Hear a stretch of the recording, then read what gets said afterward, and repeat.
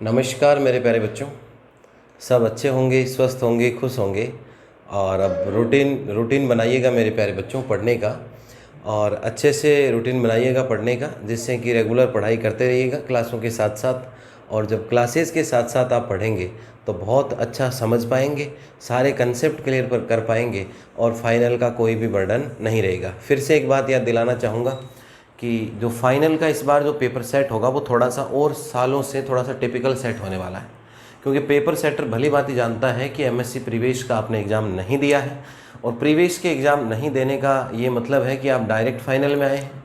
तो थोड़ा सा पेपर कंसेप्ट से बनेगा, इस बार कंसेप्ट क्लियर करने ही पड़ेंगे बच्चों। ऐसे नहीं है कि अब प्रीवियस हो गई तो फाइनल में निकल जाते हैं, वो 5 साल के पेपर से नहीं निकलोगे इस बार, ये मेरी गारंटी है। आज लिख लीजिए कॉपी पर कि पेपर इस बार थोड़ा सा टिपिकल सेट ज़रूर होगा। पेपर सेटर भली भांति जानता है हम लोगों को कि हमने प्रीवियस के एग्ज़ाम नहीं दिए हैं, नहीं तो आप सब जानते हो कि प्रीवियस में ही आधे से ज़्यादा बच्चों की छंटनी हो जाती है, फाइनल में गिने चुने ही बच्चे पहुँचते हैं। सब जानते होंगे आप भली भांति। सारे पेपर भी क्लियर नहीं हो पाते, क्या मौज हुई है, क्या मौज मस्ती के साथ अपने सारे पेपर क्लियर हो गए। इस बार एमएससी फाइनल को बहुत मन तन से पढ़ना है बच्चों, बहुत दिमाग से पढ़ना पड़ेगा, कंसेप्ट के साथ पढ़ना पड़ेगा। तो हम पिछली क्लासेज में देखो बातचीत कर रहे थे, इंटीग्रल ट्रांसफॉर्म मैंने पेपर शुरू किया था, और इंटीग्रल ट्रांसफॉर्म के इस पेपर में हमने शुरू किया था लाप्लास ट्रांसफॉर्म। क्या पढ़ा था प्यारे बच्चों? लाप्लास ट्रांसफॉर्म हमने पढ़ा था। और लाप्लास ट्रांसफॉर्म क्या होता है, कैसे लिखते हैं, वो हम भली भांति जानते हैं कि लाप्लास ट्रांसफॉर्म जो होता है, मैंने बताया था इसका लाप्लास ट्रांसफॉर्म कैसे डिफाइन करते हैं। और हमारे पास फंक्शन कौन सा होता है? F x.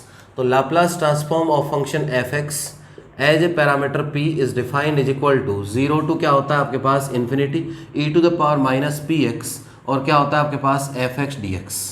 ये किसको डिफाइन करता है? लाप्लास ट्रांसफॉर्म को डिफाइन करता है। लाप्लास ट्रांसफॉर्म को आप एफ ओ पी से भी लिख सकते हैं। p क्या होता है? प्राचल या पैरामीटर, या किससे लिखा जाता है? एफ ओ पी बार से भी लिख सकते हैं। ये हमारे पास किसको डिफाइन किया हमने? लाप्लास ट्रांसफॉर्मेशन को, या लाप्लास ट्रांसफॉर्म को डिफाइन किया हमने।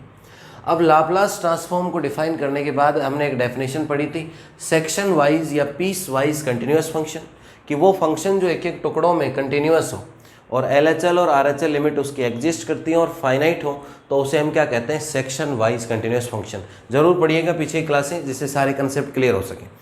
अब मैं आ रहा हूँ मेन कंसेप्ट पे। इसके बाद हम थ्योरम भी प्रूफ करने वाले हैं। बहुत इंपॉर्टेंट थ्योरम है, बहुत कम थ्योरम इसमें आने वाली है। ज़्यादातर हम लाप्लास की प्रॉपर्टी सीखेंगे, और प्रॉपर्टी सीख के इसके क्वेश्चन हम सॉल्व करने वाले होंगे, ठीक है। तो देखिए, अब पहले एक डेफिनेशन सीखेंगे और उसके बाद में हम आगे बढ़ेंगे। तो डेफिनेशन के लिए हेडिंग लगाइए फंक्शंस ऑफ, हेडिंग लगाइए मेरे प्यारे बच्चों, functions of exponential, functions of exponential order, functions of exponential order.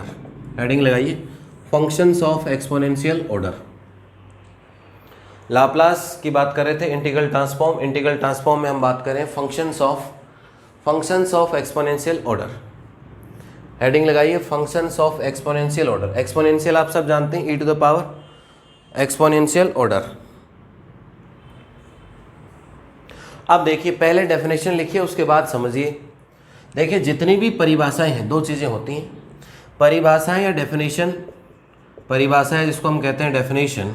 Definition देखो याद करनी पड़ेगी, और याद करने के साथ साथ उसको समझ लेंगे। तो समझ लेंगे तो याद करने में क्या रहेगी? आसानी रहेगी।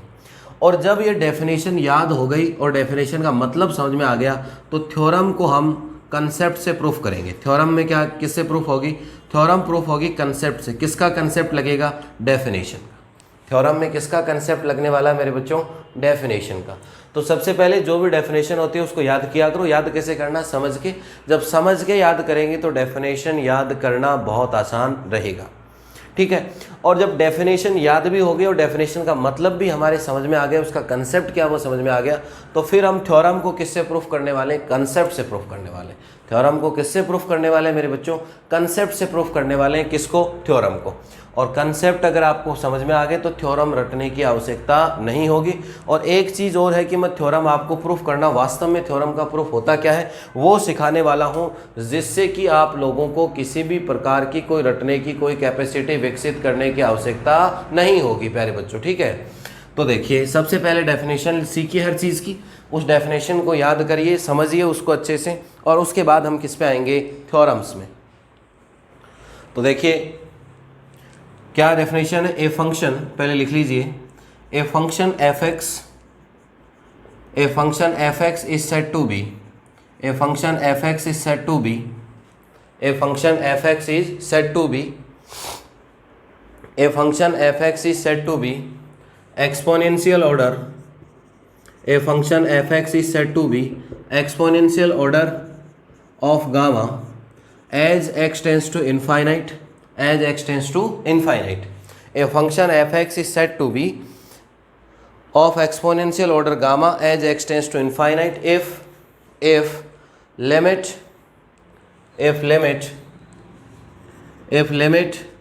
x tends to infinite e to the power minus gamma x f of x, e to the power minus gamma x f of x, e to the power minus gamma x f of x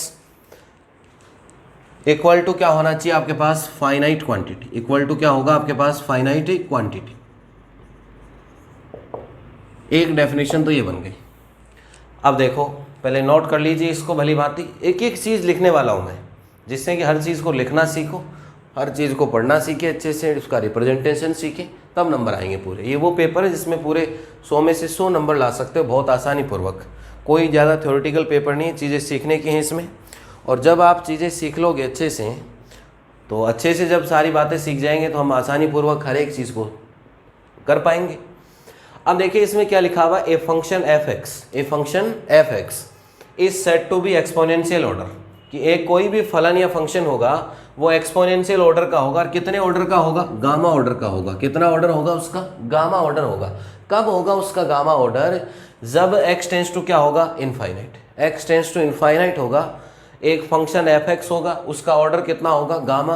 कब, जब x tends to infinite. तो क्या condition होनी चाहिए इसके लिए, इसके लिए फंक्शन एफ एक्स ई की पावर माइनस गामा एक्स लिखते हैं और उसकी लिमिट लेते हैं x टेंस टू इनफाइनाइट। और अगर वो रिजल्ट क्या आता हो, एक फाइनाइट क्वांटिटी आ जाती है, निश्चित राशि आ जाती है। अगर ऐसी ये लिमिट ली हमने f x e to the power minus gamma x, limit x tends to infinite, और रिजल्ट कितना आ गया आपके पास, फाइनाइट क्वांटिटी। तो हम कहेंगे कि ये जो फंक्शन एफ एक्स है वो गामा ऑर्डर का, कितना पावर लगी हुई, गामा, तो गामा ऑर्डर का एक्सपोनेंशियल, ई की पावर का मतलब क्या हो गया, एक्सपोनेंशियल फंक्शन होगा आपके पास। समझ गए बात को, कि function F x exponential order का होगा, और कितने ऑर्डर का होगा, गामा का। कब होगा, जब limit x tends to infinite e to the power minus gamma x F x equal to कितना होगा, फाइनाइट क्वांटिटी। ये याद होना चाहिए आपको, कि कोई भी फंक्शन मैं कहूँ, बच्चों समझिएगा चीज़ों को, कि मैं कोई भी फंक्शन कहूँ कि एक फंक्शन एफ एक्स है, और उस फंक्शन एफ एक्स को बताना कि वो एक्सपोनेंशियल ऑर्डर है और उसका कितना ऑर्डर होना, गामा। 3 ऑर्डर का, 2 ऑर्डर का, 0 ऑर्डर का, अलग अलग ऑर्डर, क्वेश्चंस भी आएंगे आगे।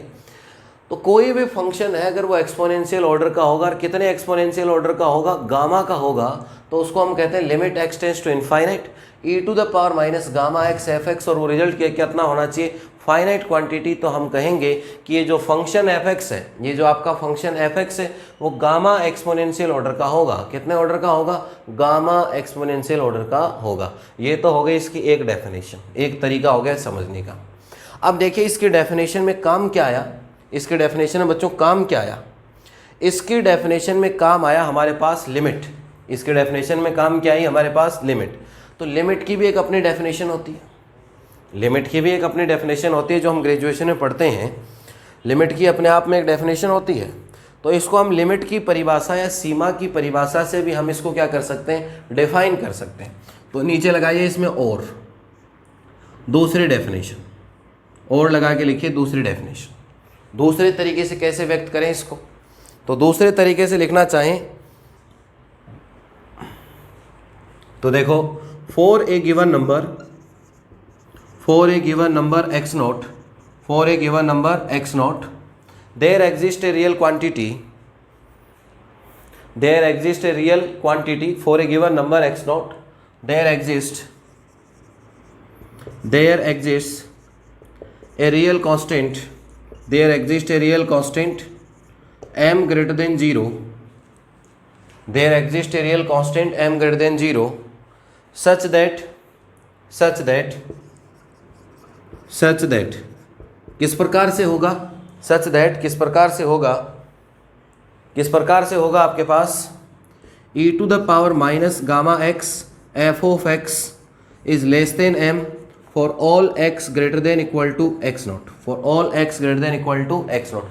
कुछ भी नहीं किया, सेम डेफिनेशन है, इसमें जो लिमिट थी इस लिमिट को ही परिभाषा में कन्वर्ट कर दिया। अब लिमिट या सीमा की परिभाषा हम पहले ग्रेजुएशन में या हर जगह पढ़ के आते हैं, प्रीवियस में भी, रियल में या टोपोलॉजी में जहाँ भी पढ़ते हैं, तो वहाँ यही होता है limit x tends to infinite f of x is equal to कोई फाइनाइट क्वांटिटी आती है आपके पास। फिर इसी को हम किस में लिख सकते हैं, इस तरीके से लिमिट की डेफिनेशन डिफाइन कर सकते हैं कि एक संख्या होगी, एक नंबर होगा एक्स नॉट, उससे सारी की सारी एक्स की वैल्यू क्या होंगी, बड़ी होंगी, x greater than equal to क्या होंगे, एक्स नॉट। तब इसकी मॉडुलस वैल्यू किसी न किसी एक fix constant, real constant M से क्या होगी, छोटी होगी। इसी चीज़ को हम ऐसे भी लिख सकते हैं, इसी चीज़ को हम ऐसे भी लिख सकते हैं। कैसे लिख सकते हैं, इसको लिख सकते हैं mod of f x is less than M e to the power gamma x for all x greater than is equal to कितना होगा, x not.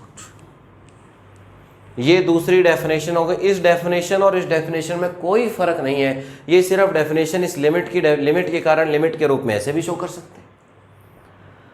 e to the power minus gamma x F x less than M for all x greater than equal to x naught, या इस चीज को ऐसे भी लिख सकते हैं मॉड ऑफ एफ एक्स और less than M e to the power gamma x for all x greater than equal to x naught. ये डेफिनेशन है मेरे प्यारे बच्चों किसकी, एक्सपोनेंशियल ऑर्डर की, किसके, फंक्शन के। तो ये नोट कर लीजिए, ये बिल्कुल याद होनी चाहिए। इस फॉर्म को काम में लो तो इसको काम में ले सकता हूँ कि कोई भी फंक्शन एफ एक्स अगर वो एक्सपोनेंशियल ऑर्डर का होगा तो क्या होगा, ई की power minus gamma x limit x tends to infinite, result क्या आना चाहिए, फाइनाइट क्वांटिटी। यही डेफिनेशन लिमिट की होती है। लिमिट में सिर्फ फंक्शन एफ एक्स का रिजल्ट क्या आता है, फाइनाइट, बस यहाँ ये आ गया। तो ये हो गया ई की power minus gamma x F x less than M, mod of f x less than M होता है, और for all x greater than equal to क्या होगा, x naught. Mod of f x less than M e to the power gamma x for all x greater than equal to क्या होगा, x not. तो ये definition हो गई exponential order की, ये भी काम में लूंगा और ये डेफिनेशन भी मैं काम में लूंगा। नोट कर लीजिए भली भांति इसको।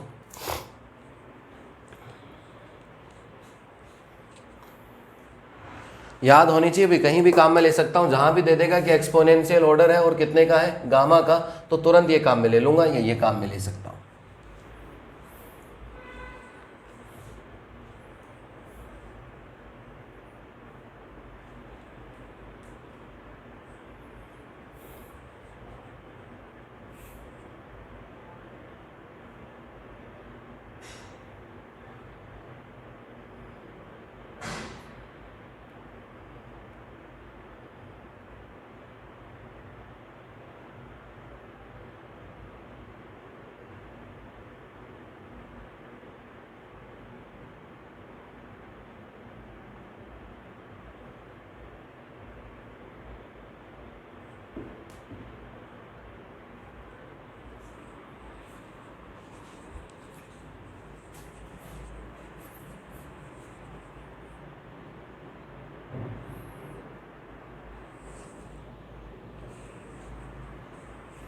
लिख लिया सबने। अब देखिए, अब लेके आने वाला हूँ थ्योरम, और थ्योरम के लगा लो इम्पोर्टेंट। बस जितनी चीज़ें बताई, लाप्लास फंक्शन क्या होता है, सेक्शन वाइज कंटिन्यूअस क्या होता है, अभी तक तीन ही बातें बताई है मैंने। लाप्लास फंक्शन क्या होता है, पहली चीज़। दूसरी चीज़ बताई सेक्शन वाइज या पीस वाइज कंटिन्यूअस फंक्शन, दूसरी चीज़। तीसरी चीज़ मैंने बताई कौन सा, एक्सपोनेंशियल ऑर्डर ऑफ गामा, कि गामा ऑर्डर एक्सपोनेंशियल कब होगा, तो इसके लिए या तो ये डेफिनेशन या ये लिमिट के डेफिनेशन से लिख सकते हैं अपन। अब देखिए बच्चों theorem.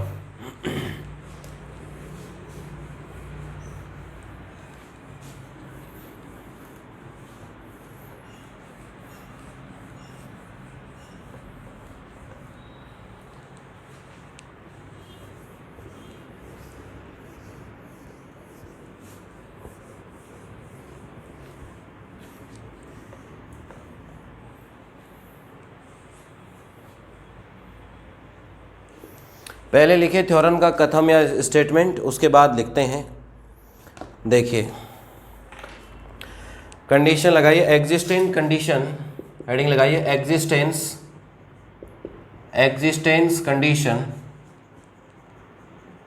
Of Laplace of Laplace transform, existent condition of Laplace transform, existence condition of Laplace transform. क्या कंडीशन है, पहले इसका स्टेटमेंट लिखिए, कथन या स्टेटमेंट थ्योरम का।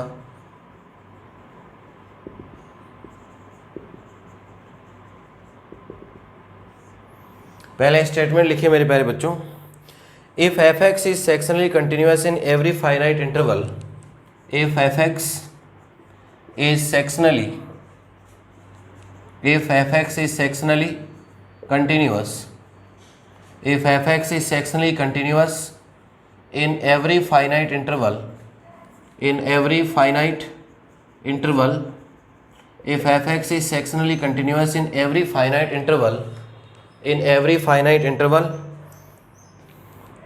0 less than equal to x less than equal to x naught,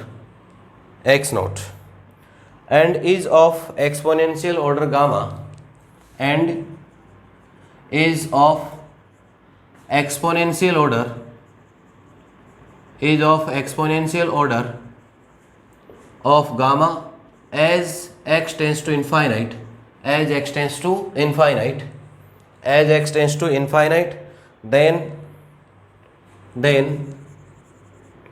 Laplace transform, then Laplace transform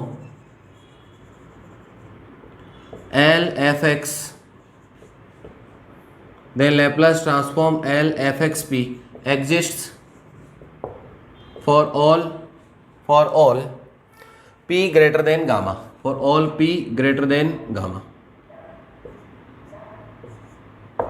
note कीजिए, एक एक चीज़ समझाता हूँ। थ्योरम में दो कंसेप्ट होते हैं प्रूफ करने के।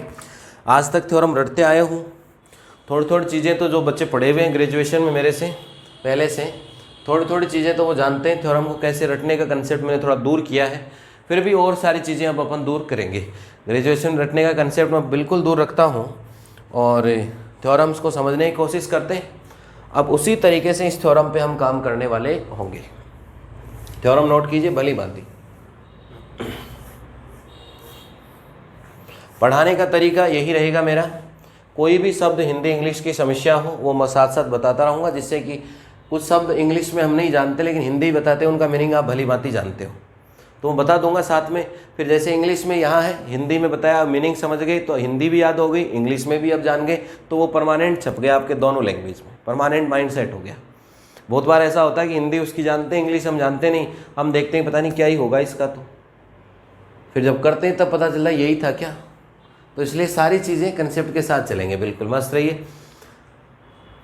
स्टेटमेंट लिखिए। अब देखिए, थ्योरम प्रूफ करने की दो चीज़ें होती हैं। ये देखो, बिल्कुल देसी अंदाज में समझाता हूँ आपको। थ्योरम में दो चीज़ें होती हैं, एक तो क्या दिया हुआ है, दिया है या क्या गिवन है, सबसे पहले ये मालूम चलना चाहिए। और उसके बाद करना क्या है, करना क्या है मतलब क्या कि सिद्ध क्या करना आपको। दो चीज़ें थ्योरम पढ़ते ही प्रूफ होनी चाहिए। सिद्ध करना क्या है, एक तो ये और एक ये, कि प्रूफ क्या करना आपको, पहली चीज़। और दूसरी चीज़ है कि आपको दिया क्या है, गिवन क्या है आपके पास। जब तक ये दोनों चीज़ें आपको थ्योरम पढ़ने से क्लियर नहीं होगी तब तक आपको थ्योरम रटनी पड़ेगी। भगवान खुद भी साक्षात उतर आए तो भी थ्योरम नहीं समझा सकता, मैं तो हुई क्या। लेकिन ये दो चीज़ें के साथ साथ कैसे प्रूफ करनी है वो मैं परफेक्ट बना दूंगा आपको। फिर कह रहा हूँ मैं भाई, पढ़ाने का यही तरीका रहेगा। इससे बेस्ट ऑप्शन कोई तरीका नहीं है जिससे कि आपके सारे कंसेप्ट भी क्लियर हो जाएं, रटना भी नहीं पड़े, चीज़ें सीखने को मिलें। इस तरीके से बेस्ट चलूँगा मैं, ठीक है। पहले से पढ़े हुए सारे बच्चे जान ही रहे होंगे, अपन बहुत आनंदपूर्वक, खुशीपूर्वक, बिना किसी बर्डन लोड के साल भर पढ़ते जाते हैं धीरे धीरे, और कोर्स भी हो जाता है, रिवीजन भी हो जाता है, सारे काम हो जाते हैं, बिल्कुल निश्चिंत होते हैं, नहीं होते, ठीक है। अब देखिए बच्चों, थ्योरम में दिया हुआ क्या है, गिवन क्या है, वो देखना होता है। एक तो जो दिया हुआ है उसकी आपको आनी चाहिए परिभाषा या डेफिनेशन, उसकी आपको आनी चाहिए परिभाषा या डेफिनेशन, और अगर उसका कोई फॉर्मूला है तो वो आना चाहिए। इसीलिए तो थ्योरम से पहले परिभाषा सीखते हैं, ठीक है। और जो सिद्ध करना है उसका भी आपको फॉर्मूला आना चाहिए, उसका भी फॉर्मूला या उसकी भी परिभाषा या डेफिनेशन आनी चाहिए, उसकी भी परिभाषा या डेफिनेशन आनी चाहिए, तब तो थ्योरम समझ में आएगी, अदरवाइज थ्योरम नहीं समझ में आएगी। साफ कह रहा हूँ भी पहले ही। थ्योरम के लिए कोई सी भी बुक हो, कहीं भी थ्योरम हो मैथ्स में, थ्योरम के लिए दो चीज़ें बहुत ज़रूरी हैं। थ्योरम में दिया हुआ क्या है वो हमें पता चलना चाहिए। पहली चीज़ जो दिया हुआ है या जो गिवन है, उस गिवन शब्द की हमें डेफिनेशन आती नहीं आती। अगर उसका कोई फॉर्मूला है तो वो हमें आता है कि नहीं आता, ये खुद पे चेक कर लिया करो। अगर वो नहीं आता तो थ्योरम छोड़ के पहले वो फॉर्मूले याद कर लो, पीछे के उसकी परिभाषा पढ़ लो, पहले उसको याद कर लो। पहले कह रहा हूँ भैया मैं, नहीं बहुत परेशानी होगी। पढ़ने का तरीका सीखो कि पढ़ते कैसे चीज़ों को। आज मैं डबल ट्रिपल MSc कर चुका हूँ, गोल्ड मेडलिस्ट भी हूँ, नेट JRF भी हूँ, सारे काम है वो कैसे पॉसिबल होते हैं? ऐसे पॉसिबल नहीं होते। चीज़ों को बहुत अच्छे ढंग से व्यवस्थित तरीके से पढ़ना होता है। समझ रहे हो बातों को? हिंदी इंग्लिश समझना, उन चीज़ों को समझाना, ये सारे एक कोई मजाक नहीं है बच्चों। बहुत एक डीप नॉलेज की आवश्यकता है इन चीज़ों के लिए। अब देखिए मेरे प्यारे बच्चों, थ्योरम में दिया हुआ क्या है वो मालूम होना चाहिए। पहली चीज़ वो पता चल गया, थ्योरम पढ़ने से पता चलना। बहुत सारे बच्चों को तो यही पता नहीं चलता। मैं खड़ा करके पूछ लेता हूँ क्लास में कि बेटा इसमें दिया हुआ क्या है और पूछा क्या, यही मालूम नहीं चलता। क्या पढ़ के आते हो आप, कहाँ पढ़ के आते हो? धन्य हो आपका जीवन। और पढ़ाने वाले का तो मैं चरण स्पर्श करता हूँ सब, कि कैसे वो प्रूफ कर देते हैं और आप कैसे कॉपी भर लेते हो, नोट कर लेते हो। धन्य हो प्रभु, सबको आशीर्वाद देते रहे ऐसे ही, ये है ना। तो बेटा सबसे पहले दिया है, गिवन क्या है वो समझ में आना चाहिए थ्योरम पढ़ने से। दूसरी चीज़, उस थ्योरम पढ़ने से उसमें जो शब्द लिखे हुए हैं उनके डेफिनेशन, उनके फॉर्मूले आने चाहिए। नहीं आते थ्योरम छोड़ दो बेटा और पीछे का पढ़ने लग जाओ। समझ में आई बात मेरी? दूसरी चीज़ करना क्या है, प्रूफ लास्ट में वो मालूम होना चाहिए, प्रूफ करना है। तो जो प्रूफ करना उसका फॉर्मूला आपकी आंखों में तैरना चाहिए कि ऐसा उत्तर आएगा, ऐसा उत्तर आएगा। अब मान लो जैसे आप जयपुर से चलते हो या कहीं से भी चले और गांव जाते हो, घर जाते हो, सपोज कीजिए जयपुर आए हुए थे, जयपुर से अपन गांव जा रहे हैं, जहाँ भी अपना घर है कहीं भी। तो हम जब जयपुर से चलते हैं तो जयपुर को हम भली भांति जानते हैं, जो दिया हुआ है हमारे पास है, जयपुर को भली भांति जानते हैं। और गांव जाते हैं तो गांव की इमेज, आप जयपुर से जब गांव की तरफ मुंह करते हो चलने को, गाड़ी बस ट्रेन जिसमें भी जाते हैं, उसमें बैठते ही आपके घर की इमेज आपके आंखों में तैरने लग जाती है। कभी ऐसा हुआ कि दूसरे के घर में जाके घुस गए, गाँव गए तो अच्छा ये तो अपने वाला घर नहीं है, घर ढूंढ रहा हूँ भी हमारे वाला ये है या ये है। कभी देखा क्या? नहीं देखा। क्योंकि आप जब वो काम शुरू करते हो गाँव जाने वाला, तो आपके गांव का घर टारगेट रहता है और आपका घर आपकी आंखों में तैरता रहता है, आपके दिमाग में सेट रहता है और आप अपने घर पे पहुंचते नहीं पहुंचते हो। बिल्कुल वैसा ही यहाँ है। शुरुआत कहाँ से चलना है, कौन सी बस से चलना है, ट्रेन से चलना है, टिकट है कि नहीं है, ये सारी चीज़ें चेक हो गई। थ्योरम में क्या दिया हुआ है, क्या परिभाषा, उन शब्दों की क्या फॉर्मूले, वो आने चाहिए। और लास्ट में जाना कहाँ है, मतलब लास्ट में सिद्ध क्या करना, प्रूफ क्या करना आपको, उसके भी फॉर्मूले आपकी आंखों में, आपके दिमाग में, आपके माइंड में तैरने चाहिए। जब जाके थ्योरम प्रूफ हो पाएगी मेरे बच्चों, अदरवाइज तो वही रट विद्या। अब एग्जाम में क्या होता है, रटने से एक सबसे बड़ी समस्या, और रट के तो जाते हैं ये, और एग्जाम में क्या होता है, थ्योरम तो आती है ये, प्रूफ करके आते हैं दूसरी का।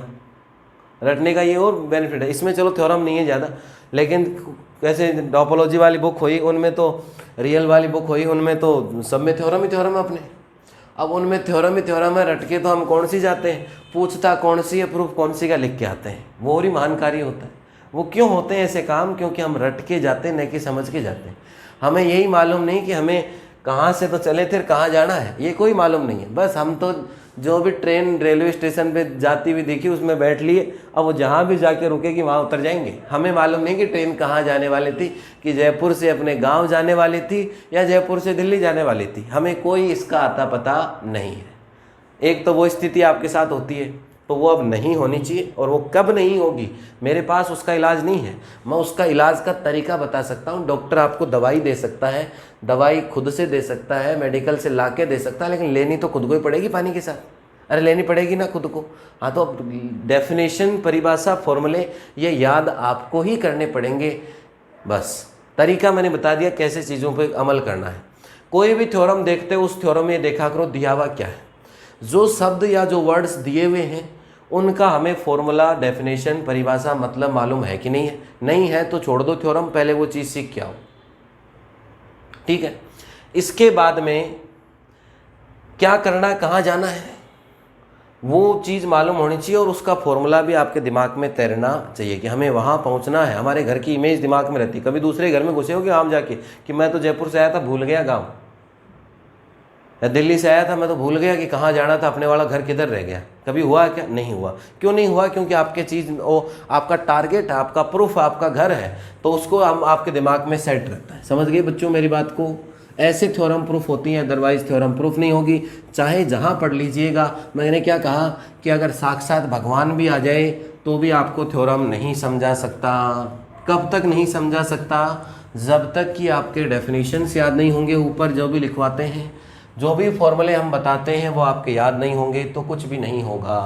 और कुछ तो पढ़ाने वाले महान हैं, वो तो आप जानते ही हो। अब देखो बच्चों क्या दिया हुआ, इस थ्योरम को पढ़ते हैं, अपने टारगेट पे आते हैं। एक तो दिया हुआ फंक्शन इफ एफ एक्स, एक बात तो ऐसे पढ़ लिया करो, ऐसे सीधे की सीधी पूरी पढ़ लिया करो, धीरे धीरे पकड़ने लग जाओगे चीज़ों को। अब आप देखो कि गुरुजी जैसे पकड़ते हैं, एक दिन में मैं पकड़ लूँ ये दिया हुआ ये करना है, तो वो तो होगा नहीं। देखो सीधी सी बात है, प्रैक्टिस करनी पड़ेगी। एक बार पूरी थ्योरम पढ़ा करो, थ्योरम का धीरे धीरे मीनिंग समझ में आने लगेगा। अपनी हिंदी इंग्लिश कमज़ोर है भाई बच्चों की 90% की, तो इसलिए थोड़ी कम समझ आती है। जहाँ देन आ जाता हो, इफ़ आ जाता हो, वहाँ थ्योरम टूटती है दो भागों में। इफ़ आ जाता हो, इफ़ एंड ओनली इफ़ आ जाता हो थ्योरम में, देन आ जाता हो कि ये होगा तो तब ये होगा, या यदि ऐसा है तो यदि ऐसा होगा, या इफ़ एंड ओनली इफ़ आ जाता तो वहाँ से थ्योरम ब्रेक हो जाती है। वहाँ से थ्योरम क्या हो जाती है बच्चों? ब्रेक हो जाती है थ्योरम। ठीक है, समझ गए बातों को? अब इस थ्योरम को पढ़ते हैं अपन। If F x is sectionally continuous in every finite interval, ये इंटरवल दे रखे 0 से x0। कल बताया था सेक्शनली कंटिन्यूअस का मतलब, जैसे ये आपके पास पूरा इंटरवल है a से b, और ये इसके हो गए टुकड़े। अब इसमें कंटिन्यूअस है, इसमें ये कंटिन्यूअस है, इसमें भी ये कंटिन्यूअस है, तो ये सेक्शन वाइज क्या हो गया? कंटिन्यूअस। ग्राफ टूट नहीं रहा, ये सेक्शन वाइज कंटिन्यूअस होता है। तो ये कह रहा है कि 0 से लेके कहाँ तक कंटिन्यूअस है? x0 तक। ठीक है, अभी मान लेते हैं। तो एक तो चीज़ आपको ये दे रखी है, एक तो आपको क्या दे रखा? Continuously section wise continuous. एक तो क्या दे रखा है? Section wise continuous. एक चीज़ इसका मतलब मालूम चल गया अपन को, किस में है? 0 से x0, तो 0 से x0 ले लेंगे। दूसरी चीज़ and exponential order of gamma, ये भी दिया हुआ है, ये भी गिवन है आपके पास, ये भी आपको गिवन है और ये भी गिवन है मेरे बच्चों। दो चीज़ें आपको गिवन है। देखो बहुत कंसेप्ट से थ्योरम बताता हूँ मैं। सेक्शनली कंटिन्यूअस है और ये भी आपके पास क्या है? गिवन है, गामा ऑर्डर का फंक्शन। अब गामा ऑर्डर दिया हुआ हो तो अभी अभी परिभाषा सीख के आए ना कि limit X tends to infinite E की power minus gamma x F x equal to क्या होगा? फाइनाइट। या तो वो काम में ले लो, या फिर ले लो मॉडुलस या मापांक e to the power minus gamma x F x less than M for all x greater than equal to x naught. वो डेफिनेशन आनी चाहिए आपको, तब ये इस चीज़ का मतलब निकलेगा। तो कितनी चीज़ें दे रखी हैं आपको? दो बातें दे रखी हैं। एक तो सेक्शनली कंटिन्यूअस दे रखा आपको, दूसरा आपको दे रखा एक्सपोनेंशियल ऑर्डर। और एक्सपोनेंशियल ऑर्डर कितना दे रखा? Gamma as x tends to कितना है? इनफाइनाइट। ठीक है, दो चीज़ें देख रहे हैं। देन तब क्या होगा? ये होना चाहिए, क्या होना चाहिए? लाप्लास ट्रांसफॉर्म एग्जिस्ट करना चाहिए, लाप्लास ट्रांसफॉर्म एग्जिस्ट करना चाहिए। कि लाप्लास ट्रांसफॉर्म बनेगा वहाँ, तो लाप्लास ट्रांसफॉर्म एग्जिस्ट करने का मतलब ये एग्जिस्ट करना चाहिए 0 टू इनफाइनाइट ई की पावर माइनस गामा एक्स, नहीं वो ई की पावर माइनस पी एक्स और F of x D X, ये क्या करना चाहिए? एग्जिस्ट करना चाहिए। ये दिमाग में चलना चाहिए अपने। सेक्शनली कंटिन्यूअस क्या होता है? दिमाग में चलना चाहिए, दिया हुआ काम में ले सकता हूँ। 0 से कहाँ तक कंटिन्यूअस है? x0 तक। तो हमारे पास लाप्लास 0 से इनफाइनाइट जाता है, तो 0 से इनफाइनाइट जाता है, लेकिन x0 तक तो है काम अपने पास सेट है। अब आगे काम x0 से इनफाइनाइट और चेक करना है, ये भाग चेक करना आपको भाई। 0 से इनफाइनाइट तो दे रखा है सेक्शनली कंटिन्यूअस, वो 0 से x0 तो 0 से x0 और x0 से इनफाइनाइट, पूरा कहाँ तक जाता है? 0 से इनफाइनाइट। तो 0 से x0 का तो काम दिया हुआ इसने, कोई समस्या नहीं है, कंटिन्यूअस हो गया तो फंक्शन है, एग्जिस्ट कर रही है सारी चीज़ें। अब x0 से इनफाइनाइट मालूम नहीं है, पूरा लाप्लास 0 से कहाँ तक होता है? इनफाइनाइट तक। x0 से इनफाइनाइट, इस पे काम करना। अगर ये एग्जिस्ट कर गया, ये तो है ही आपके पास, ये क्यों हुआ? क्योंकि क्या दिया हुआ है? Sectionally continuous. सेक्शनली कंटिन्यूअस है तो फंक्शन का एग्जिस्टेंस है, उसका लाप्लास ट्रांसफॉर्म एग्जिस्टेंस है। अब 0 से इनफाइनाइट जाना था तो 0 से x0 तो चले गया, अब x0 से कहाँ रह गया? इनफाइनाइट। दो टुकड़े कर लिए, ब्रेक कर लिया भाई। 0 से ये 0 हो गया, ये क्या हुआ आपके पास? इनफाइनाइट। तो 0 से x0 तो मालूम है क्योंकि दे रखा है। अब ये बाकी रह गया, तो इसको चेक करना है इसको चेक करने के लिए इसको तो यहाँ से यहाँ तक तो कौन काम आ गया, सेक्शनली। और इतने भाग को चेक करने के लिए अब आपको साफ साफ मालूम चलना चाहिए कि ये काम आएगा एक्सपोनेंशियल ऑर्डर ऑफ गामा।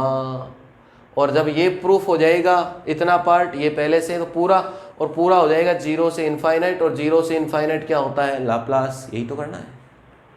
तो चीज़ें मालूम चली नहीं चली, क्या तो प्रूफ करना है, क्या दिया हुआ है, दो चीज़ें दे रखी हैं हमें, दो बातें दे रखी हैं। सेक्शनली कंटिन्यूअस दे रखा है और एक्सपोनेंशियल ऑर्डर दे रखा है। सेक्शनली कंटिन्यूअस दे रखा और एक्सपोनेंशियल ऑर्डर दे रखा हमें गामा का, और हमें प्रूफ करना है कि लाप्लास ट्रांसफॉर्म एग्जिस्ट करेगा।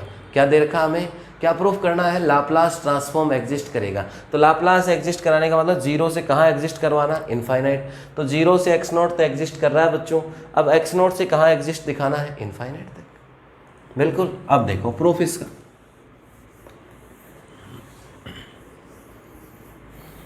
लगाइए प्रूफ इसमें।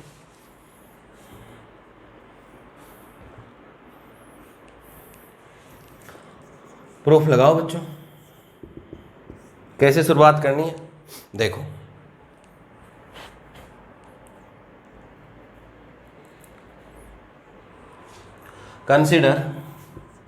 कंसीडर ये दिया हुआ हमें, इसको लिख देते हैं एक बार, x 0 से बड़ा और किससे छोटा, x0 से। ठीक है, यही दे रखा हमें x की वैल्यू। देन लाप्लास ट्रांसफॉर्म होता क्या, लिखो तो सही। Then L f(x)p is equal to 0 to infinite e to the power minus px f(x) dx। यही होता है लाप्लास ट्रांसफॉर्म। अरे भाई लाप्लास ट्रांसफॉर्म यही तो होता है, हम यही तो फॉर्मूला सीख के है, या इसको fp कह दीजिए। अब इसी चीज़ के हम दो पार्ट लिख सकते हैं। इसी चीज़ को हम ऐसे लिख सकते हैं 0 टू x0, 0 से इनफाइनाइट, जान लें कि 0 से x0 अलग चीज़ है, x0 तक तो क्या दिया हुआ, सेक्शनली। और ये हो गया e to the power minus px, और ये हो गया आपके पास f(x) dx प्लस। ठीक है, इसके बाद क्या करेंगे, x0 to infinite e to the power minus px, और ये हो गया f(x) dx, और that is equal to equation क्या दे दिया इसको, फर्स्ट। इक्वेशन फर्स्ट आ गई आपके पास। इक्वेशन फर्स्ट का क्या हुआ, इक्वेशन फर्स्ट में 0 से कहाँ है, x0, तो 0 से x0 तो सेक्शनली कंटिन्यूअस दे रखा है, और जो सेक्शनली कंटिन्यूअस हो गया तो कंटिन्यूअस तभी होता है जब एग्जिस्ट करेगा। इसका मतलब पहला पार्ट तो एग्जिस्ट कर रहा है, हमें तो ये पूरा एग्जिस्ट करवाना 0 से इनफाइनाइट। तो 0 से x0 तो एग्जिस्ट यहीं कर जाएगा, किसके कारण, सेक्शनली कंटिन्यूअस के कारण। और बाकी ये पार्ट बचेगा तो इसको और प्रूफ करके एग्जिस्ट करवा देंगे, फिर कह देंगे ये भी एग्जिस्ट है, ये भी एग्जिस्ट है, तो पूरा 0 से लेके कहाँ तक एग्जिस्ट हो गया, इनफाइनाइट तक। और तो 0 से इनफाइनाइट एग्जिस्ट हो गया, इसका मतलब ये एग्जिस्ट हुआ, इसका मतलब कौन एग्जिस्ट हो गया, लाप्लास एग्जिस्ट हो गया। यही तो कह रही है थ्योरम कि लाप्लास ट्रांसफॉर्म को क्या करवाना है, अरे क्या करवाना है, एग्जिस्ट करवाना है। तो नीचे लिख दीजिए इसमें देखो, सिंस f(x) दिया हुआ है ना अपने पास, तो जो चीज़ पहले से होती है उसके लिए क्या कहते हैं, since f(x) is sectionally, since f(x) is sectionally continuous, since f(x) is sectionally continuous in 0 से कहाँ तक होगा, x0 10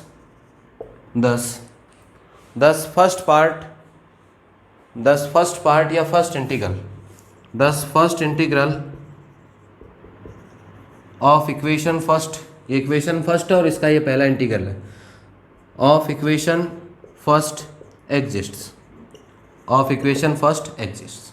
आधा काम तो हो गया, सेक्शनली कंटिन्यूअस ले लिया, 0 से इनफाइनाइट एग्जिस्ट करवाना था, 0 से x0 एग्जिस्ट हो गया। किसके कारण हुआ, सेक्शनली कंटिन्यूअस के कारण हुआ। नोट कीजिए यहाँ तक डाउट हो तो मुझे बताओ, किसी के भी, कोई भी।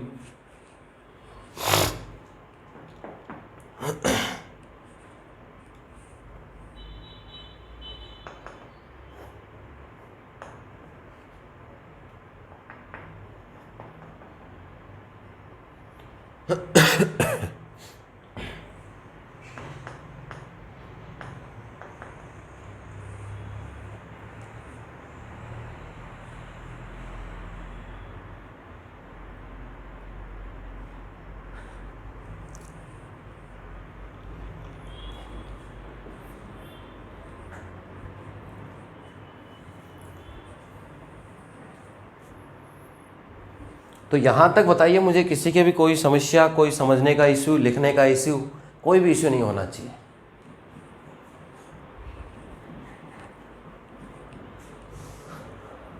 तो फर्स्ट इंटीग्रल हमारा क्या हो गया बच्चों? फर्स्ट इंटीग्रल क्या हो गया? एग्जिस्ट कर गया।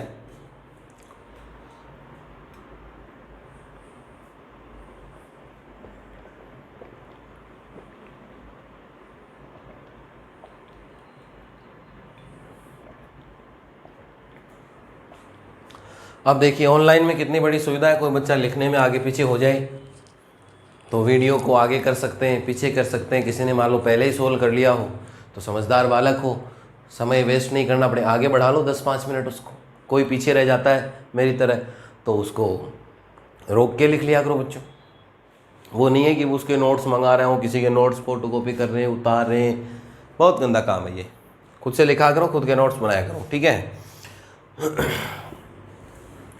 अब देखिए आधा काम तो किया बच्चों, आधा काम कर लिया हमने। अब देखिए नेक्स्ट हाफ काम क्या रह गया? नेक्स्ट हाफ काम के लिए ये तो काम आ गया। अब दूसरी चीज़ जो दे रखी है उसको काम में ले भाई। Exponential order of gamma as x tends to infinite, इसको काम में लेते हैं, इसी को काम में लेते हैं अपन। देखो अब देखिए नेक्स्ट लाइन से क्या लिखने वाले हैं। Here function fx, here function fx, here function fx is of exponential order, here function fx is of exponential order of gamma as x tends to infinite, as x tends to infinite। ये दिया हुआ है मेरे को भाई, मैं मेरे मन से थोड़ी लिख रहा हूँ, ये चीज़ें मेरे को दे रखी है थ्योरम में। सेक्शनली कंटिन्यूअस को हमने काम में ले लिया। अब हमें दे रखा है एक्सपोनेंशियल ऑर्डर, तो इसको काम में लेंगे तो लिख तो देते हैं पहले। अब एक्सपोनेंशियल ऑर्डर लिखने से क्या होगा जानना जरूरी, यही तो कहा था मैंने। जो शब्द दे रखे उनका मतलब, इसका मतलब क्या होगा? दैट इज क्या मतलब होगा इसका? Limit x tends to infinite e to the power minus gamma x f of x exist finitely, यही होगा इसका मतलब। एक डेफिनेशन तो ये पढ़ के आए अपन, दूसरी और पढ़ के आए। दूसरी कौन सी पढ़ के आए? For a given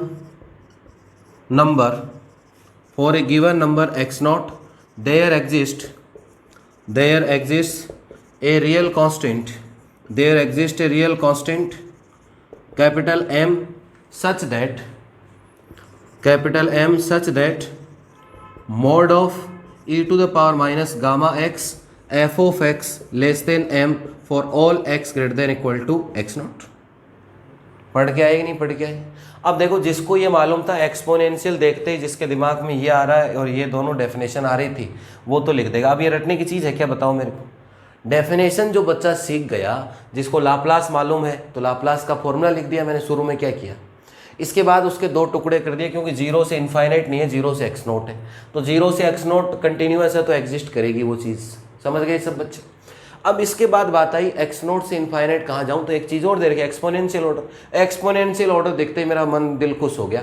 logic, exponential order gamma का है तो या तो ये कह सकता हूँ या ये कह सकता हूँ कि एक नंबर x नोट ऐसा होगा लिमिट की डेफिनेशन से, और लेस देन m होगा तो e to the power minus gamma x f x less than m for all x greater than equal to x not.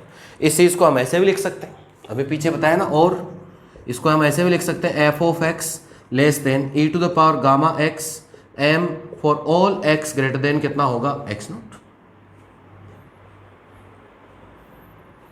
अभी तक मैंने ये यहाँ से लेके यहाँ तक इसमें मेरी तरफ से रटा रटाया कुछ भी नहीं लिखा। मैंने बस एक शब्द पकड़ा एक्सपोनेंशियल ऑर्डर, और उसकी जो मैं डेफिनेशन, फॉर्मूला, चाहे कुछ भी कह लो इसको, जो मैं जानता था वो लिख दिया। वही लिखा है यहाँ से लेके यहाँ तक। अब इसको काम में ले लूँगा आगे, नोट कीजिए यहाँ तक। थ्योरम प्रूफ करना सीखो बच्चों। थ्योरम कैसे प्रूफ करते हैं एमएससी कर ली, कल को पढ़ाओगे भी, खुद भी आगे पढ़ने वाले हो आप। और थ्योरम प्रूफ करना नहीं आया तो फिर क्या सीखा? अब वो गलती आपकी नहीं है, ऐसे ही आपके शिक्षक हैं, पढ़ने वाले, पढ़ाने वाले सब। कहते हैं ना देसी भाषा में कि दोनों मैं और तू दोनों एक जैसे मिल गए दोनों, ये हो गया।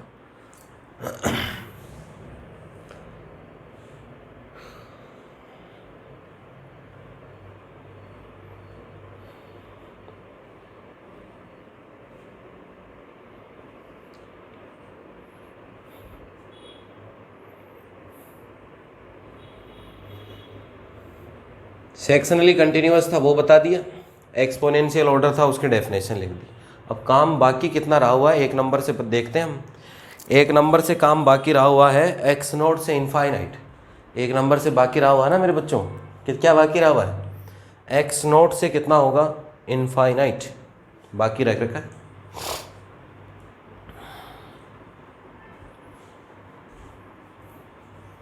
अब देखिए नाउ सेक्शनली कंटिन्यूअस था, काम में ले लिया, एक्सपोनेंशियल इसको अब लिख दिया, अब काम में ले लेंगे इसको आगे, और लाप्लास प्रूफ करना है। तो देखो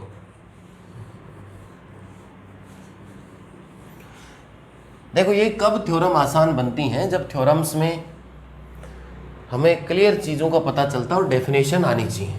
डेफिनेशन याद कीजिए, उनको फिर समझिए कि क्या कहना चाहती हैं, इनकी भावनाएं कहाँ हैं। आप भी तो समझते हो भावनाएं कि क्या मन की भावनाएं, दिल की भावनाएं, क्या क्या कौन कौन सी भावनाएं आपके पास है कि नहीं है। तो वो सब भावनाएं तो समझ के काम चलता है कि क्या फीलिंग्स हैं, फीलिंग अवासम, अलग अलग टाइम पे अलग अलग फील करते हो, भावनाएं समझते हो।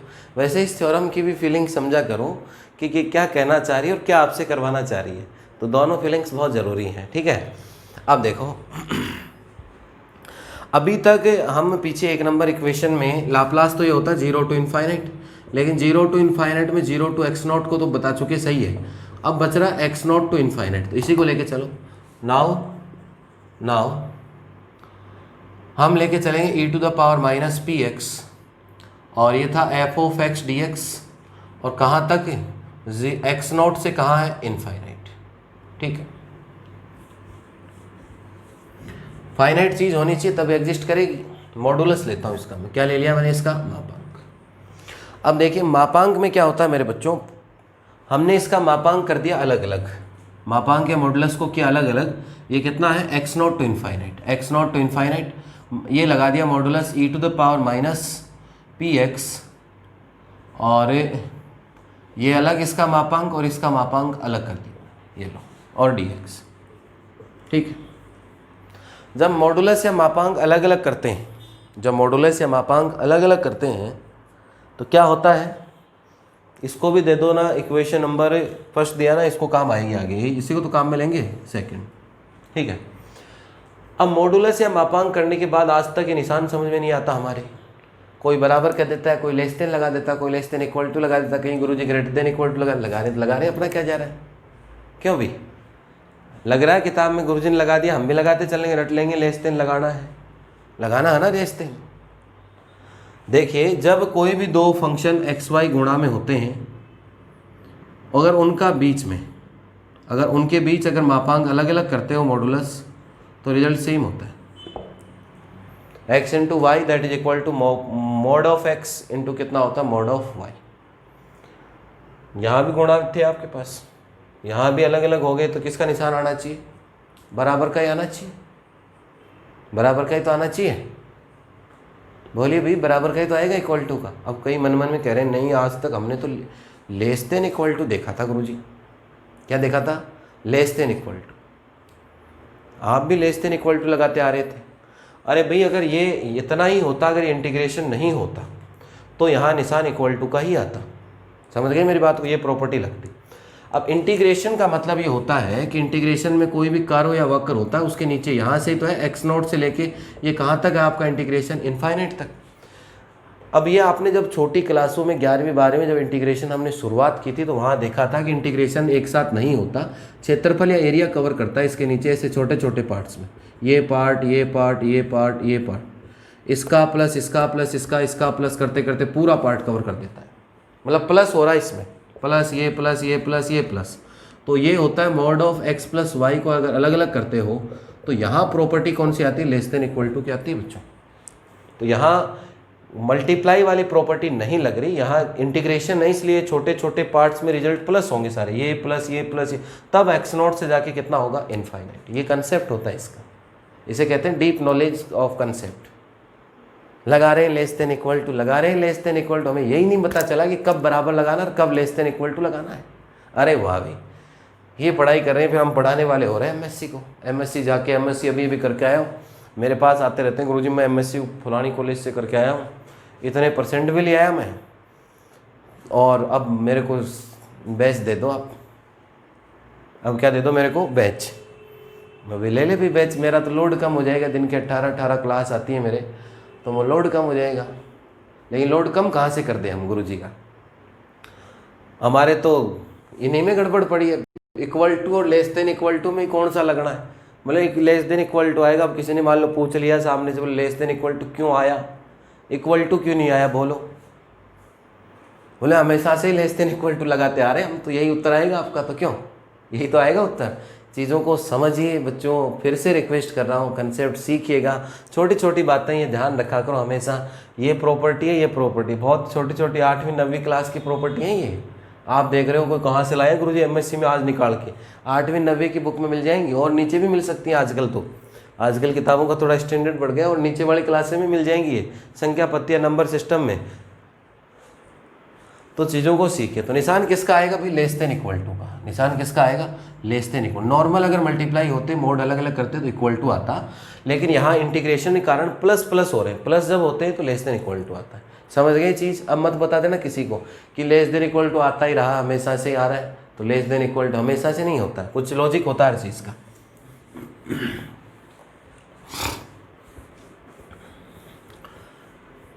आप देखो बच्चों,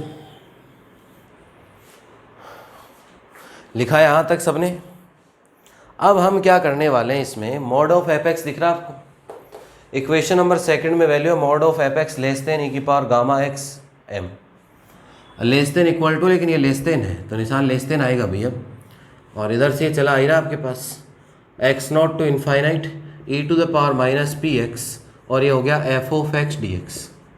यही तो दिखाना है कि ये है, विद्यमान है। भाई देखो, लाप्लास में जीरो से इन्फाइनाइट प्रूफ करना होता है, तो जीरो से इन्फाइनाइट के दो टुकड़े कर लिए, एक्स नॉट और एक्स नॉट से इन्फाइनाइट। ये तो हो चुका पहले से, क्योंकि सेक्शन कंटिन्यूअस है तो एग्जिस्ट है। अब इसको एग्जिस्ट करवाना है कि ये विद्यमान है, तो यही तो लेके चल रहा हूँ कि एग्जिस्ट करेगा, और ये एग्जिस्ट करवा दूंगा तो लाप्लास एग्जिस्ट हो जाएगा। अब देखिए, अब आपको दिख रहा होगा ना आपका सपना कि कहाँ जाना है। जैसे घर जाते हो तो घर दिखता है, वैसे ही लाप्लास दिख रहा होगा कि ये एग्जिस्ट कर जाए तो लाप्लास होगा। अब तो दिखने लग गया ना सबको मिरर में। अब यहाँ से देखिए, ये हो गया integrate x naught to infinite, ये तो हो गया आपके पास e to the power minus P x, e to the power minus कितना हुआ? P x. अब इक्वेशन सेकंड को काम में ले लेते हैं। इक्वेशन सेकंड को हम क्या ले लेते हैं? काम में। वैसे ही आप जानते हो एक्सपोनेंशियल वैल्यू प्लस में ही आती है, मॉडुलस की कोई आवश्यकता नहीं। ई की पावर प्लस में आता, माइनस में नहीं आता। ये भी बता देता हूँ, ज्ञान की बात है ना। मॉड ऑफ एफ एक्स, तो मॉड ऑफ एफ एक्स यहाँ से हो गया ई की पावर गामा एक्स एम, तो हो गया e to the power gamma x, और ये कितना हुआ आपके पास? एम, और ये हुआ मेरे बच्चों डी एक्स। ये बना हमारे पास। लिखा जरूर करो, आज तो लिख दिया, कहाँ से आए यहाँ जरूर लिखा करो कि बाय इक्वेशन या यूजिंग इक्वेशन सेकंड। कौन सी इक्वेशन को यूज कर रहे हैं हम? सेकंड को। कौन सी इक्वेशन को यूज कर रहे हैं? सेकंड को। हो गया काम। अब बस सोल्व करना है इसको क्या करना है? सोल्व कैसे करें गुरुजी? तो सोल्व करो इसको। m तो कांस्टेंट है, तो ये तो हो गया। देखो इधर से लिखना चाहो तो लिख सकते हो सब में, या छोड़ दें तो कोई बात नहीं है। तो ये हो गया x naught to infinite e to the power minus P x, और ये हो गया आपके पास एफ एक्स, और ये कितना हुआ? D x. ठीक है, m कांस्टेंट है, m को तो यहाँ लिख दिया मैंने। इंटीग्रेट एक्स नॉट टू कितना है? Infinite e to the power, देखो ये प्लस का माइनस का, ये प्लस का, तो इसको ऐसे लिख दूँ क्या? p माइनस गामा, तो माइनस का माइनस, माइनस माइनस प्लस हो जाएगा x, और ये कितना हो गया आपके पास? dx। ठीक है, क्योंकि सवाल में जो कंडीशन है फॉर ऑल, आपकी थ्योरम देखिए, थ्योरम में p ग्रेटर देन किससे है? गामा से। p ग्रेटर देन किससे दे रखा आपको? गामा से बड़ा दे रखा। अरे p बड़ा दे रखा किससे? गामा से दे रखा है। ठीक है, तो इसलिए कंडीशन यही बनेगी p माइनस गामा x। ठीक है, लिखना चाहो तो आगे लिख सकते हो p ग्रेटर देन क्या है? गामा, तभी प्रूफ होगा, अदरवाइज प्रूफ भी नहीं होगा। वही लास्ट में बताऊंगा क्यों नहीं होगा। यहाँ से देखिए, ये तो हो गया m, इधर ये ऐसा का ऐसा लिख दीजिए, x naught to infinite e to the power minus P x, और ये हो गया f of x D x. अब यहाँ से देखिए, इसका इंटीग्रेशन करेंगे तो e to the power minus p minus gamma x, नीचे क्या आएगा? Constant minus p minus gamma, और लिमिट कहाँ से कहाँ हो गई? एक्स नॉट टू कितना हुआ? इनफाइनाइट। एक्स नॉट टू कितना हुआ आपके पास? इनफाइनाइट। यही बना। इतना नोट कर लो, लिमिट रख दूंगा, ये फाइनाइट वैल्यू आ जाएगी तो एग्जिस्ट कर जाएगा, आधा भाग पहले एग्जिस्ट कर रहा था, आधा अब कर जाएगा, तो पूरा लाप्लास एग्जिस्ट कर जाएगा, बस थ्योरम खत्म। और अगर आज भी जिसके थ्योरम समझ में नहीं आई है उसका भी कोई ऑप्शन नहीं है, मैं साफ कहने वाला हूँ, पढ़िए चाहे मत पढ़िए, कोई ऑप्शन नहीं है, थोड़ा सा दिमाग मेहनत जोर लगाना ही पड़ेगा। आप देखो ऐसे एमएससी पास कर लूँगा, नहीं होगी भैया पास, मजाक नहीं है, बहुत मेहनत करनी पड़ती है, बहुत डीप जाना पड़ता है। प्रीवियस हो गई आपकी, फाइनल का वैसे भी पेपर एग्जामिनर को सब मालूम है, हर साल पेपर बनाता है, उसको सब मालूम है कि प्रीवियस में आधे से ज़्यादा बच्चे तो फेल हो जाते हैं। अब सारे ही बच्चे फाइनल में आ गए तो सबको फाइनल में पास नहीं करने वाला। इसके लिए दो ऑप्शन काम में लेगी यूनिवर्सिटी, पेपर हार्ड आएगा, पेपर टफ आएगा। पेपर टफ का मतलब कंसेप्ट से आएगा, जैसे मैं चल रहा हूँ, और दूसरी चीज़ मार्किंग हार्ड होगी, कॉपी अच्छे से चेक होगी अगले साल, ताकि यूनिवर्सिटी लेवल ला सके। नहीं तो फिर एमएससी मैथ भरमार ही भरमार आ जाएगी, ऐसे थोड़ी एमएससी पास करवाएगा।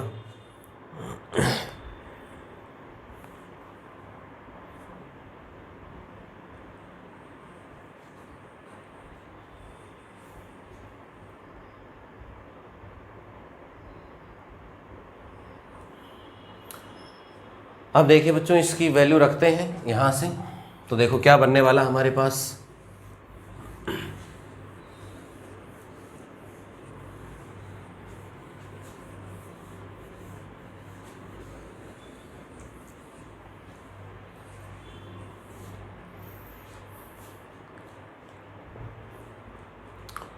लिमिट भी सॉल्व करनी नहीं आती, इसे लिमिट भी सॉल्व करना, उन्हें डायरेक्ट वैल्यू रख देता, बहुत आसान लिमिट है, लेकिन सीख लो एक बार चीज़ें, फिर मुझे पता है कि ये कहाँ से आई, वही रट लेंगे फिर अपन।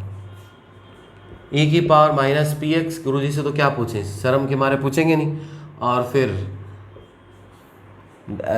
ऐसे आ जाएगी, ये रख लेंगे, एक अलग ही तरीका सेट कर लेते हैं याद करने का, आपके पास और ही टेक्निक है ना। तो ये हो गया हमारे पास लेस देन m। देखो पहले होती है अपर लिमिट, किसकी जगह रखी जानी है, x की जगह, ध्यान से देखिएगा, x की जगह अपर लिमिट रखी जानी है, इसको ये भी कांस्टेंट बाहर कर लो, इसको भी माइनस, ये हो गया p माइनस कितना हो गया गामा, ठीक है। जैसे x की जगह अपर लिमिट रखूंगा तो इनफाइनाइट रखा जाएगा, e की पावर कितना हो जाएगा, माइनस इनफाइनाइट हो जाएगी, तो गुणा हो जाएगी, प्लस की क्वांटिटी है, e की पावर माइनस इनफाइनाइट, e की पावर माइनस इनफाइनाइट को लिखते हैं 1/e⁻⁻⁴, और e की पावर इनफाइनाइट होता है इनफाइनाइट, रिजल्ट कितना होता है 0, तो ये 0 आएगा माइनस। समझ गए अब तो क्या लिखा मैंने, ज़्यादा देर देखने की चीज़ें नहीं है, ये सबको आनी चाहिए। अब देखिए दोबारा क्या लिखते हैं, x0 लिखते हैं, दोबारा लिमिट x0 रख देंगे, तो निशान किसका आता है, माइनस का, e की power minus p minus gamma, कितना हो गया p माइनस गामा, और ये कितना हुआ आपके पास x0, यही बना हमारे पास। अब देखो ये हो गया आपके पास x0 टू कितना हुआ infinite, e⁻ minus P x, और ये कितना हो गया f(x) dx, ठीक है, और लेस देन ये माइनस और ये माइनस हो गया प्लस, तो ये हो गया m e की power minus p minus gamma, और ये हो गया x0 अपॉन, ये हो गया आपके पास p माइनस गामा, कब होगा, इफ p ग्रेटर देन क्या है, गामा। अब चीज़ों को समझिए यहाँ से,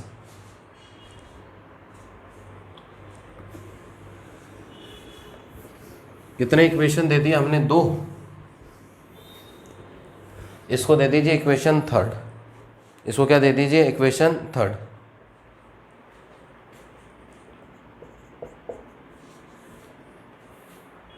अब मैं 2 लाइनें लिख रहा हूं, उसके बाद समझाऊंगा। Here m e⁻ minus p minus gamma x0 p minus gamma is p minus gamma is possible as small as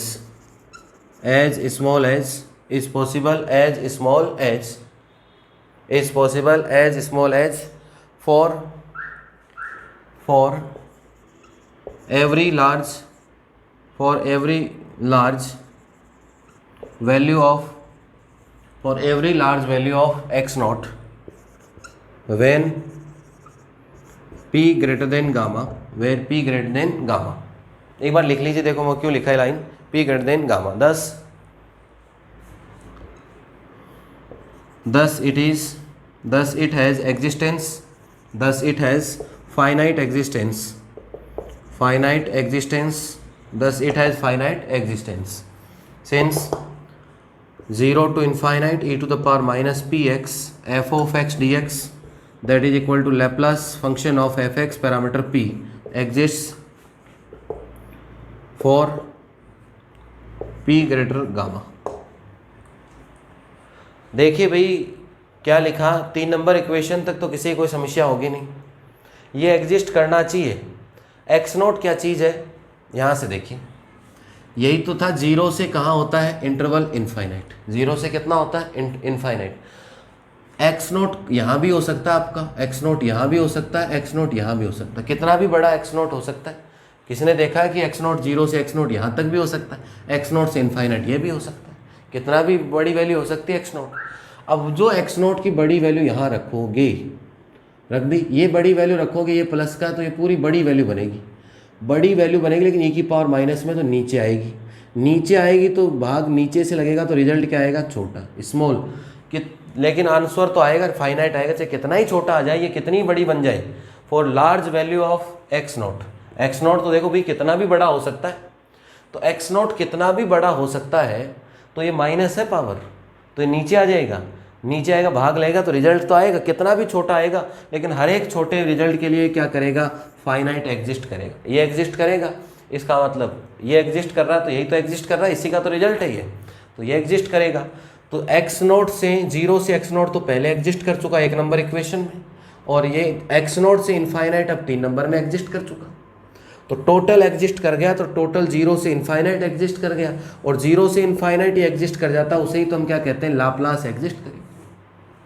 ये लाइन रटने की जरूरत नहीं है कि एक्स नोट चाहे जितना बड़ा हम रख सकते हैं, ये पूरा का पूरा पार्ट कितना भी छोटा बन जाए, लेकिन फाइनाइट रूप से क्या करेगा, एग्जिस्ट, क्योंकि पावर माइनस की भाई एक्स नोट 0 से 1 पे भी हो सकता है, एक्स नोट 0 से 1 लाख पे भी हो सकता है, अरे 0 से 1 लाख पे भी हो सकता है, कितनी बड़ी वैल्यू हो सकती है।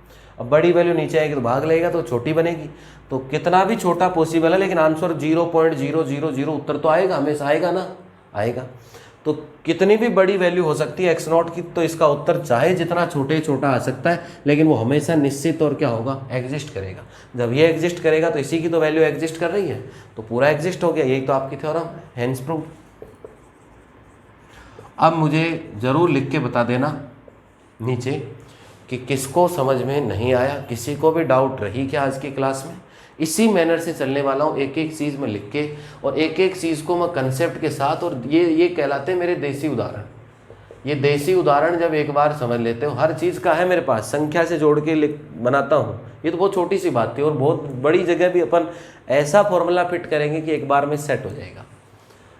तो इसलिए बच्चों नोट कीजिए इसको, अच्छे से पढ़ते रहिएगा। सभी कॉलेज, सभी जो आपके साथी नॉन पहले के ग्रुप, सब में शेयर कीजिए, सब तक पहुंचाइए, जिससे कि सब बच्चे सुचारू पढ़ सकें। देखो जितने ज़्यादा बच्चे आप पढ़ने लगोगे, उतने ही ज़्यादा मैं गति बढ़ाऊंगा, उतना ही ज़्यादा मैं समय आपको दूंगा, और उतने ही पेपर जल्दी दूसरा पेपर शुरू करूंगा।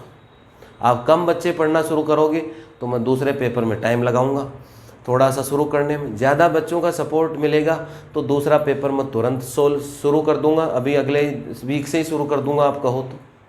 लेकिन ज़रूरत है मेरे को पढ़ने वाले। देखो मैं इतने बच्चों को, कम बच्चों को मैं नहीं पढ़ा सकता। मेरा टारगेट ये रहता है कि मैं वो काम करूं जिस काम में ज़्यादा बच्चों का बेनिफिट हो सके, हमेशा से ही मेरा टारगेट है। तो इसलिए सब जगह हर एक बच्चे तक पहुँचा। अब भाई पढ़ा ही रहे हैं तो फिर पढ़ने से चूक क्यों रहे हैं। कंसेप्ट सारी चीज़ें आपने देख ली होगी। अच्छा लगे तो सब जगह डाल देना, नहीं अच्छा लगे तो मत डालना। हमें तो अच्छे बुरे का पता ही नहीं चलता। फिर वो डायलॉग भी आता है ना अपना, हम तो रट लेंगे। एक एक चीज़ का कंसेप्ट बताया मैंने, कैसे थ्योरम सिद्ध करते हैं, क्या दिया हुआ होता है, क्या करना होता है। इससे बेहतर तरीका नहीं हो सकता मेरे बच्चों। अब नोट कीजिए, मिलते हैं अगली क्लास में, इंतज़ार कीजिए अगली क्लास का। कभी कभार कोई कारणवश क्लास नहीं भी हो तो घबराइएगा मत, क्लासें रेगुलर रहेंगी, अगले दिन आ जाएंगी क्लास। बिल्कुल निश्चिंत रहिए, पीछे का रिवाइज करते रहिएगा। ठीक है बच्चों, धन्यवाद सबको, मिलते हैं अगली क्लास में।